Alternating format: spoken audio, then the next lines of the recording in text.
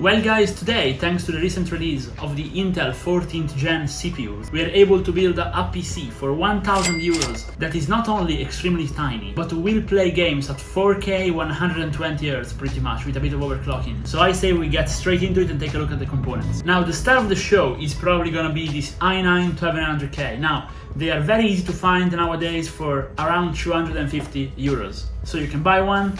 They are basically brand new, just make sure that the person who had it did not do some weird, strange overclocking done wrong. And you will have a great CPU on the high end for cheap. The difference between this and a 13th Gen i9 is very small, and it's basically zero for gaming if tuned properly. Now, right on the back of this to cool it, we are using the Xilinx M906 cooler. Now, really, any 240mm all-in-one water cooler, which is decent, will do, but we're going with an air cooler because we're using a very small case. Speaking of which, we're using the Tecware Forge M2. Now this is an extremely cheap case, and I do recommend it actually to all of you, but we will take a look at it later. But basically it comes in at 50 euros. It's a UK brand, and they make cases and cable extensions, so we're using the cable extensions as well. This case, for 50 bucks, come in with 3 RGB fans off the get-go, and it supports ITX and micro ATX boards, so that's the only issue. But we bought on Amazon Warehouse this B760M A Prime from Asus for just a shave over 100 bucks, and you will be fine. At this point, the only thing you need is a GPU, and if you've been following the channel for a while, you know that around the 1000 euros mark, you get an RTX 3090. We've done 3 builds with them so far. This one is an extremely unique model because it's the iChill X4, and it basically has 4 fans. So yes, pretty weird, but it's a very good card. It's from Inno3D, and now I don't recommend the Inno3D lower models, their fans tend to break, but this one is great. It's one of the best cards out there, and it has basically a side with all the LEDs. You will see it turned on later. Now the 3090 draws quite a bit of power, so we're just using a 1000 watt PSU from Gigabyte. So the only thing missing is good RAM at high speed to get those last few FPS, and a good NvMe SSD to store all your data. So that's where Viper comes in today, and we have their Viper VP4300 Lite Gen 4 drive, which goes all the way up to 7000 megabytes per second, and we have our Viper Gaming Elite Extreme 5 RGB memory, which today goes all the way up to 7600 MHz, extremely high speed with CL36, so low latency as well. Obviously, with this kind of high speed, it's better to use it on Intel, but they also make EXPO kits for AMD. So with all that said, I say we start building, and we start from the CPU, motherboard, RAM and SSD combo, and then slap a cooler on top of it. By the way guys, this case, they say it supports up to 300mm of GPUs. So the reason why we are using this air cooler is because I don't want to put an all-in-one on the front. So this way I can leave some space in order to be able to fit this GPU, which is exactly 300mm. So if everybody did their job of measuring properly, this build will work. If it won't work, I will be extremely angry. So let's get started. Now guys, the motherboard is from Warehouse, so first check is to see if it doesn't have bent pins. And it doesn't, so that's good on this side. So we can move forward with the build. Yes, the old silicone wafer packaging, honestly my favorite. They stopped doing it because it was too expensive to ship, but it just looks so nice.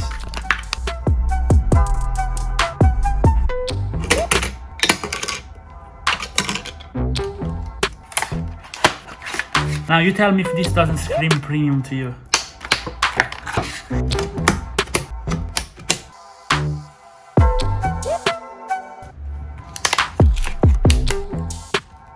By the way, yes, the motherboard is fully brand new. It's now time to mount the cooler. Now this is a very good air cooler. Now it's also relatively cheap, comes in at like 40 bucks. And we tested it on the channel on a 16-core Ryzen 9 7950X, and it was handling it perfectly fine. Just goes to show how good it is, and I think it will be plenty fine for this i9, really. Let's get mounting.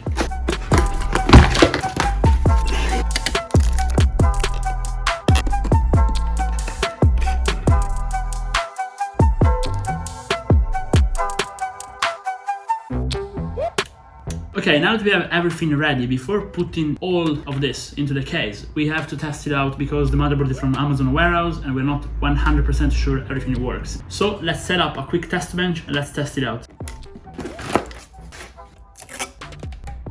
Okay, so test bench fully set up. Let's boot it with our screwdriver. Ooh, okay, yes. Anyways, the GPU is looking extremely nice. Now let's see if we get a signal. Come on. Give us a signal. Ooh, we have a signal. Everything is working perfectly fine. We can go ahead, mount everything into the case. Nice. Okay, so with everything tested and ready, it's time to see if it fits into the case. So let's take a look at this Tecware Forge M2.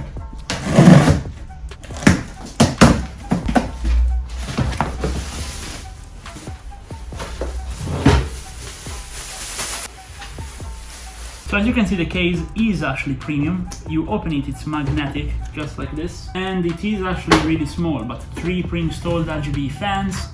They give you all the accessories, all the cabling. My only problem is it's really small. I'm not sure that 300mm they declare is actually gonna work, but let's hope it will, and let's get mounting. Okay, iChill time. Okay, so motherboard slot in time, and now this one should fit. So pretty confident about it. It's a bit tricky. It's so small, guys. Jeez. Remember, if you scratch the back of the motherboard even for a second, you can throw it away. Ooh, so this is the first issue we encounter. So this fan is so low that it's touching our heatsink. So it's making us basically unable to slot it in. So now we'll try, but it's not easy at all. And we managed to. It wasn't easy, but was doable. So this is a pass.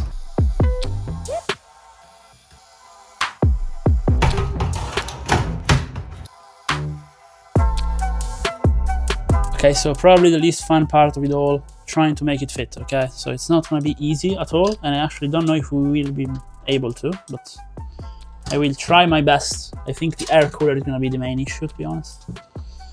But again, if it is possible to make it fit, guys, I will make it fit. Okay, so this is our first issue. So we will have to take off the fan to have a better chance. Okay, it seems as there is no way. We'll try a bit of camera and come back. Okay, so we had to take off the RAM, take off the cooler, take off everything. However, it seems like we made it fit. And apparently the claim of 300mm was correct. Now, let's not celebrate too early. But if I have seen a GPU fit, this is it. Very good.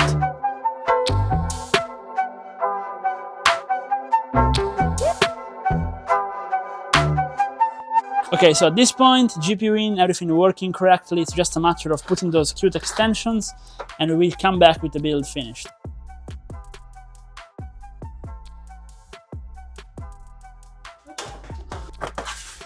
Okay, first boot.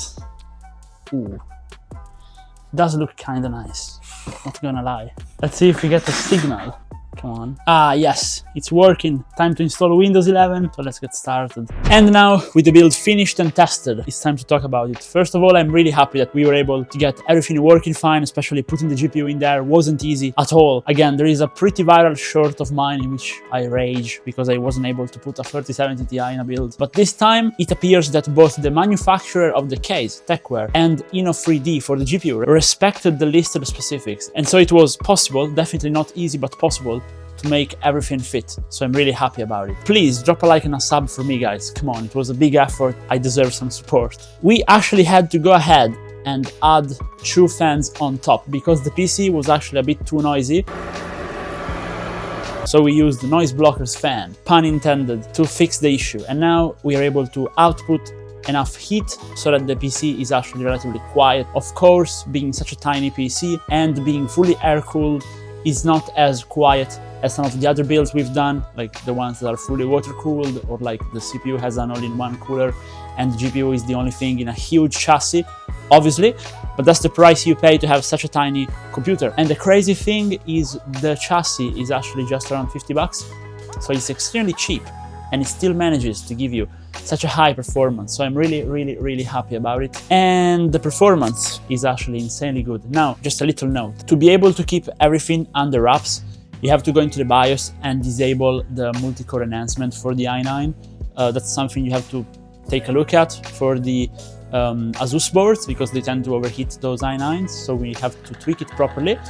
But the RAM actually works at full speed, so this Patriot Viper Extreme 5 7600 MHz CL36 RAM actually works on this i9 12900K, and it works on a simple B760. So you don't even need apparently a Z790. Now, obviously, Patriot recommends if you get this kind of high-performance kit, you get a high-performance motherboard, so you will be more chilled in terms of it working.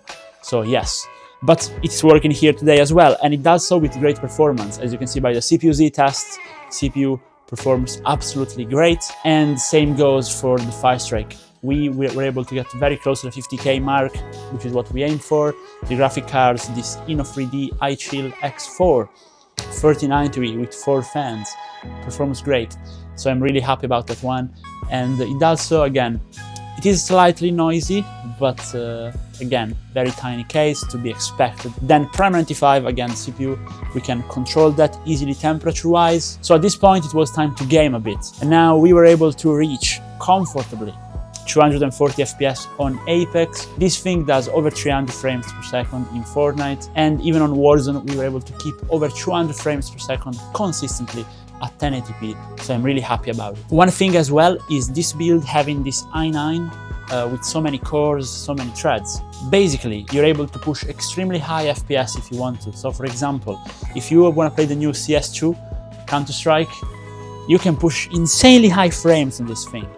But not only that, this thing can also do productivity, video editing easily, because the i9 also has the integrated graphics card, so you can use the quick sync to accelerate your timeline and have everything working flawlessly. So all in all, I'm super happy about the build. I think the extensions look nice, the case looks nice. The Patriot memory RAM was a guarantee. Their SSD as well, VP4300 Lite, we covered that in the past, 7000 megabytes per second, works great, 2 terabyte drive. PSU was good.